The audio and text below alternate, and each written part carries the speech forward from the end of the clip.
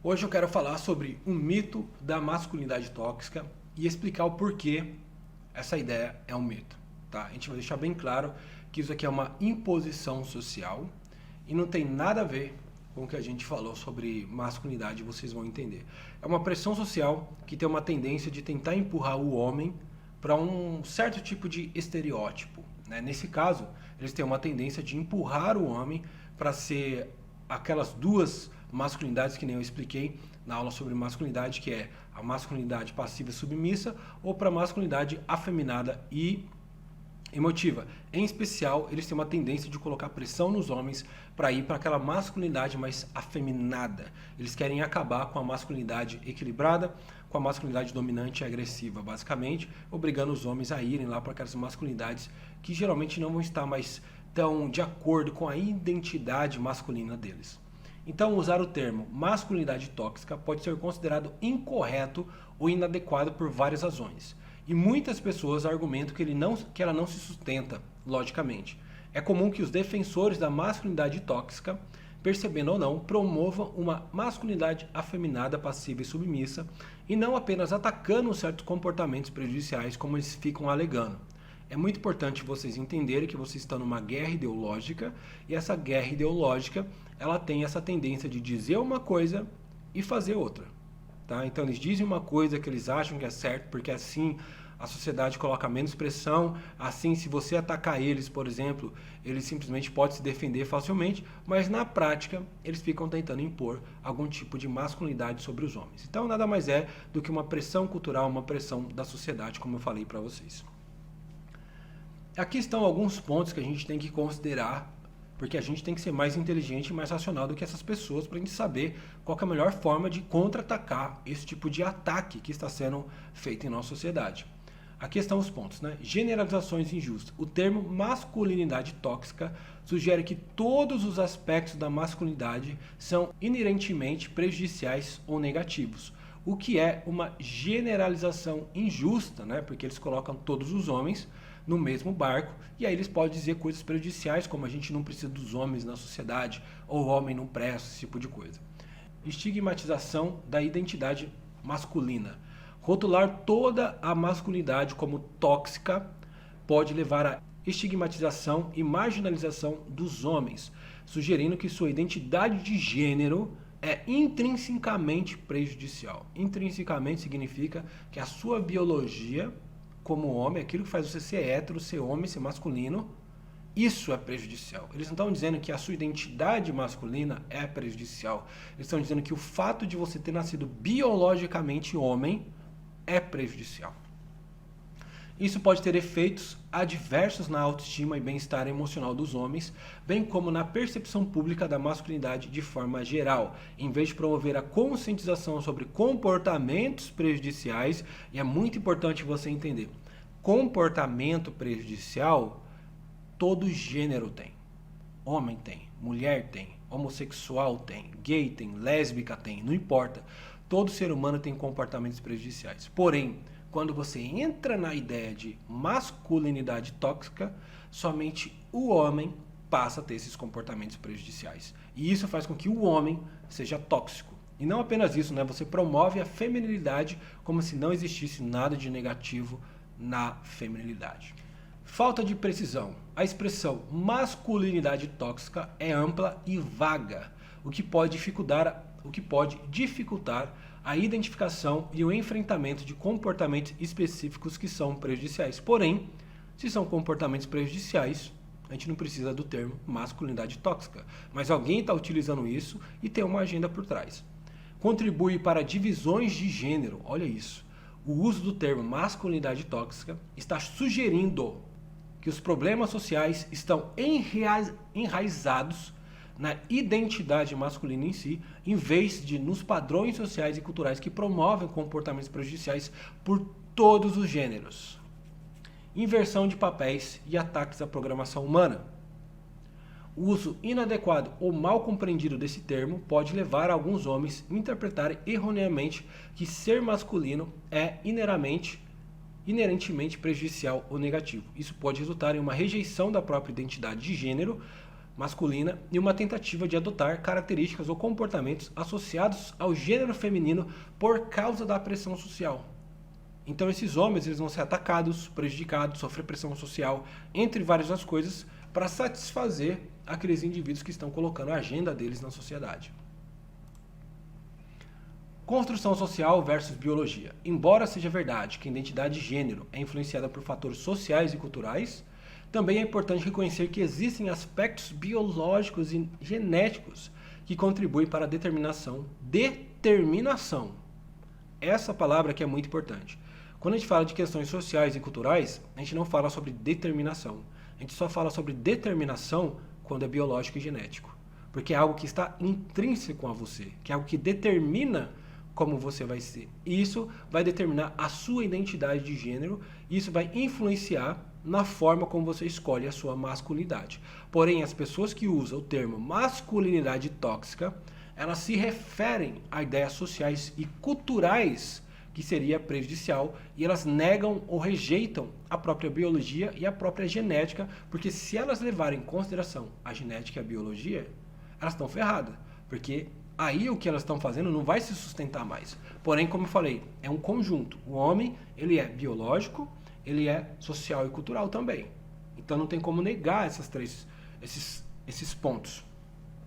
E negligenciar esses fatores biológicos pode levar a uma compreensão inadequada da complexidade da identidade de gênero e a invalidação das experiências pessoais cuja identidade de gênero está alinhada com a sua biologia. É isso que a gente vê muito hoje em dia. Existem várias razões pelas quais especialistas evitam o uso do termo masculinidade tóxica. Agora a gente vai conhecer alguns pontos interessantes. O primeiro deles é a inadequação do termo. Então, muitos especialistas consideram o termo masculinidade tóxica inadequado, pois ele sugere que a masculinidade em si é intrinsecamente negativa, o que não é verdadeiro. Esse é o primeiro ponto. Segundo ponto, potencial de prejudicar. O termo pode ter o efeito de estigmatizar a identidade masculina como um todo, o que pode ser prejudicial para a autoestima e bem-estar emocional dos homens. Além disso, pode contribuir para uma dinâmica divisiva entre os gêneros, em vez de promover a compreensão e colaboração, que é justamente o que a gente vê hoje. A gente vê uma divisão entre os gêneros, certo? Homens de um lado, mulheres de outro. Vamos guerrear, certo? É isso que a gente está vendo. Falta de validade objetiva. Alguns especialistas questionam a validade objetiva do conceito masculinidade tóxica, argumentando que ele pode ser subjetivo e culturalmente influenciado. Eles preferem uma abordagem mais precisa e específica para identificar e abordar comportamentos prejudiciais, em vez de usar um termo amplo e ambíguo. Comportamentos prejudiciais não são exclusivamente masculinos. O termo pode selecionar e focar apenas em certos comportamentos prejudiciais associado aos homens, enquanto ignora comportamentos prejudiciais que são encontrados em qualquer gênero. Por exemplo, o uso da violência não é pertencente somente ao gênero masculino, mas também a qualquer outro gênero. As mulheres também podem ser violentas. Então, por não abranger outras formas de comportamentos prejudiciais violentos, claramente deixa bem claro que existe uma agenda por trás da ideia de masculinidade tóxica. Tem um grupo que está impulsionando isso, empurrando isso goela abaixo dos outros. Desigualdade de tratamento. O termo pode levar a uma desigualdade de tratamento entre os gêneros, onde os comportamentos prejudiciais associados aos homens são mais criticados e demonizados do que os comportamentos prejudiciais associados às mulheres. Então, se você vai fazer terapia, por exemplo, existe uma tendência e um favorecimento da mulher em prol do homem. A gente vai ver o governo hoje em dia, nós percebemos que existe um favorecimento maior para as mulheres, e quando a gente compara em relação aos homens, a gente não vê o mesmo favorecimento, o que já demonstra um grande problema aí no uso da própria democracia, já que a democracia deveria ser algo bom e na verdade era o oposto disso. O que permite que as pessoas, como as mulheres, possam escapar com ofensas, preconceitos e crenças prejudiciais direcionadas aos homens, como por exemplo, o ódio e preconceito direcionados aos homens através de frases como: todo homem não presta. O mundo seria muito melhor sem a existência dos homens. Idealização na feminilidade. Ao focar exclusivamente nos aspectos negativos da masculinidade e ignorar comportamentos prejudiciais associados à feminilidade, o termo masculinidade tóxica pode contribuir para a idealização da feminilidade como algo positivo e inatacável, Dessa forma, é comum ouvirmos frases como nenhum homem presta, o homem não é necessário, assim como incentiva o preconceito por parte de algumas mulheres contra os homens, onde as mulheres dificilmente sofrem punições e são incentivadas a prejudicarem os homens com falsas acusações, humilhações, violência e assim por diante, o que incentiva a falta de apoio aos homens, direcionando o apoio governamental.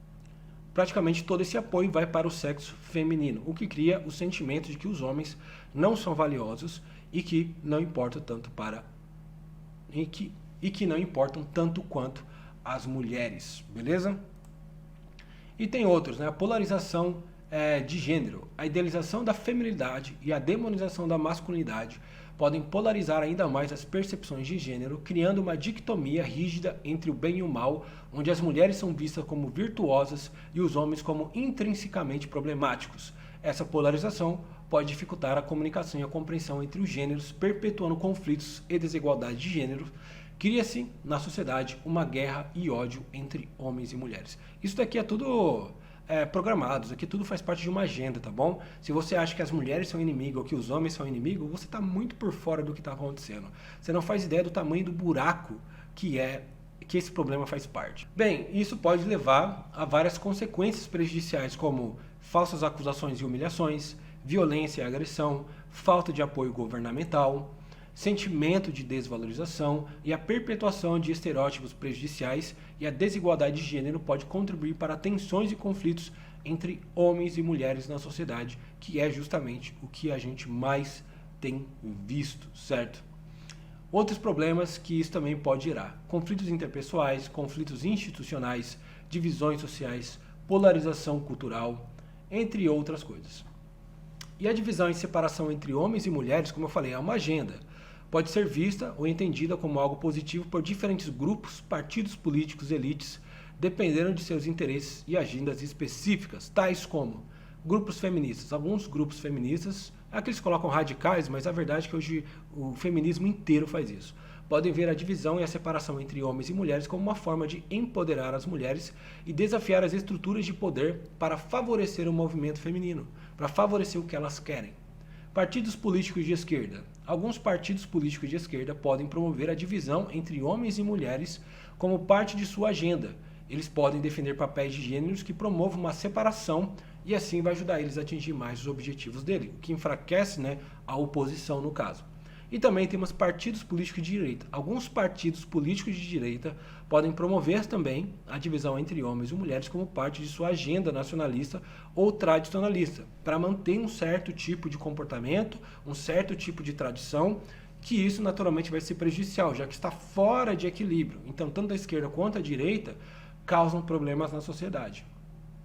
Elites econômicas e também grupos religiosos conservadores são os que mais podem ganhar vantagem com essa separação. Também a polarização entre diferentes grupos na sociedade, como o feminismo, Red Pill, MGTOW, podem contribuir para uma espécie de guerra entre os sexos e também entre esses grupos, exacerbando a divisão e a discordância. Então, o que pode acontecer? Conflito ideológico, desinformação e polarização, que é muito comum entre esses grupos, fragmentação da sociedade, o que a gente vê na prática, exploração por interesses internos, entre outros, tá bom? E aqui está uma lista com razões do porquê utilizar esse termo é errado. Então nós temos 10 desse lado aqui e temos outras aqui que você pode dar uma pausa e pode estar lendo todas, certo? Bem, essa é a razão de dizermos porque a masculinidade tóxica na verdade é um mito, não existe. É só uma invenção, uma pressão social e cultural para obrigar os homens a agirem de uma certa forma que prejudica a sociedade como um todo. E a razão disso acontecer, como que eu falei, ela tem razões mais profundas, e a razão mais profunda, talvez vocês não entendam nada sobre isso, mas é status quo e uma organização social ruim. Essas duas coisas são as principais, e quem entende disso, você vai entender bastante disso em política, compreende realmente praticamente todo o quebra-cabeça da ordem social e também da ordem mundial, que não é tão difícil de compreender, beleza? É isso, espero que vocês tenham entendido. Deixe aqui os seus comentários, eu gostaria de saber a opinião de vocês sobre isso, porém, eu quero que vocês sempre se lembrem, não é uma guerra entre homem e mulher. Essa é uma guerra entre uma organização social ruim e uma organização social boa. Em uma organização social ruim como a nossa, Pode esquecer, a polarização é inevitável. Então não adianta culpar homem ou mulher.